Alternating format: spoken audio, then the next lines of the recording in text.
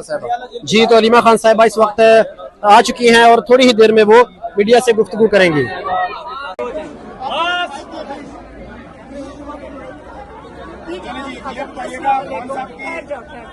السلام علیکم۔ پہلے میں آپ کو جو عمران خان نے جیل سے پیغام بھیجا وہ دے دوں۔ پہلے تو انہوں نے یہ کہا ہے کہ ان کے اوپر اتنی سختیاں کی جا رہی ہیں بشرا بی بی پہ اور عمران خان پہ، ان کو آئسولیشن میں رکھا ہوا ہے۔ ایک ان کو بالکل ساری سہولیات ختم ہوئی ہیں۔ انہوں نے کہا بشرا بی بی ایک ٹی وی دیکھتی ہے، وہ بھی ان کا بھی بند کر دیا گیا ہے۔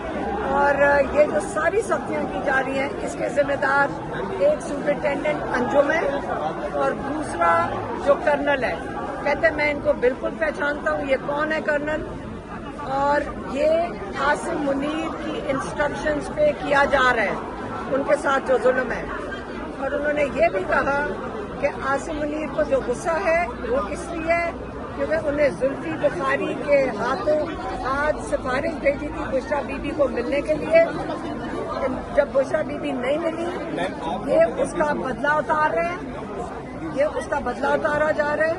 اور انہوں نے یہ کہا کہ اگر مجھے جیل میں کچھ ہوتا ہے، اگر مجھے جیل میں کچھ ہوتا ہے اس کا ذمہ دار عاصم منیر ہوگا۔ اور عاصم منیر انہوں نے ہدایت دی اپنی پارٹی کو کہ آپ عاصم منیر کا حساب لیں گے اگر مجھے جیل میں کچھ ہوا، کیونکہ یہ جس طرف لے کر جا رہے ہیں آپ کو نظر آ رہا ہے کہ عمران خان کو اس قید میں رکھا ہوا ہے۔ یہ میں آپ کو اب کہہ رہی ہوں کہ آپ یاد رکھیں کہ جو کلبھوشن یادو جس نے کتنے لوگ پاکستان میں دہشت گردی سے قتل کیے تھے، وہ بڑی آرام و آسائش میں ہے۔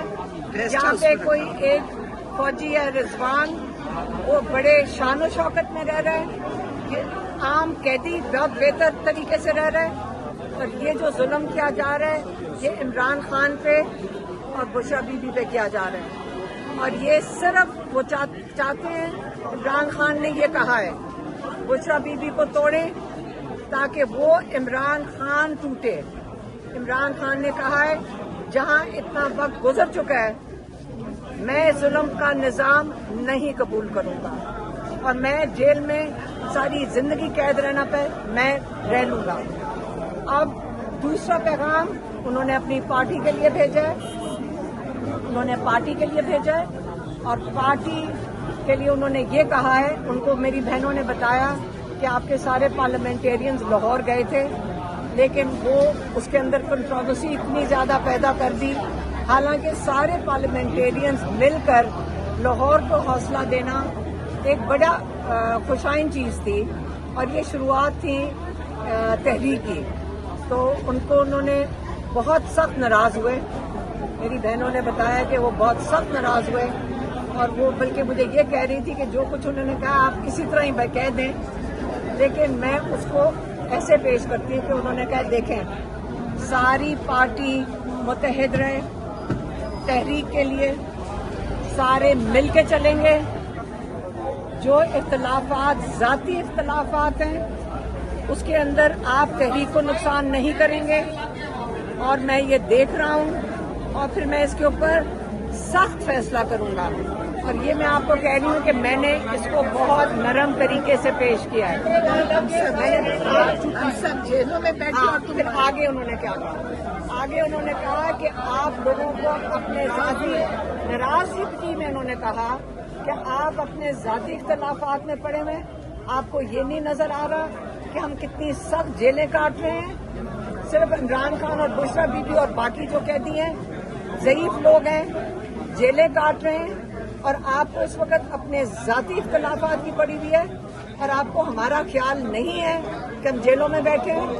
اور آپ لوگ کوشش دکھائیں ہمیں کر کے، ساری پارٹی نکلے گی تحریک کے اندر حصہ لے گی اور اگر نہیں لے گی انہوں نے کہا میں جیل کرنے کو تیار ہوں۔ اس لیے انہوں نے محتاط کیا اپنے پارٹی کے لوگوں کو کہ مجھے کوئی اختلاف کا نہ پتہ چلے اور مجھے کوئی نہ آگے سننے میں آئے کہ آپ میڈیا کے اندر بیٹھ کے اپنے ذاتی اختلافات کی بات بھی کریں گے۔ یہ آج آپ کو پارٹی کا बड़ा सख्त इमरान खान ने अपनी पार्टी के लिए पैगाम दे दिया कि मुत्तहिद लें।